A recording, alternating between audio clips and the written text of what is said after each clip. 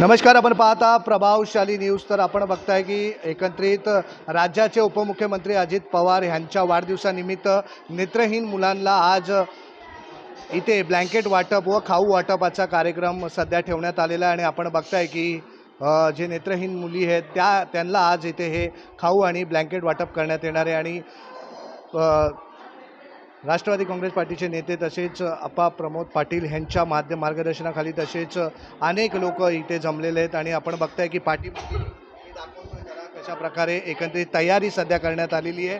आणि थोडक्याच वेळात इथे हे ब्लँकेट आणि खाऊ वाटप सध्या करण्यात येणार आहे। आणि आपण बघताय की अशा लोकांच्या जीवनातही आनंद फारच महत्त्वाचा असतो आणि तो क्षण कुठेतरी अशाच वाढदिवसानिमित्त अनेक अशा कार्यक्रमानिमित्त अशा लोकांना साजरा करायला भेटतो आणि ह्या क्षणाची ते वाट बघत असतात। तर अशा लोकांना कुठेतरी एक आनंद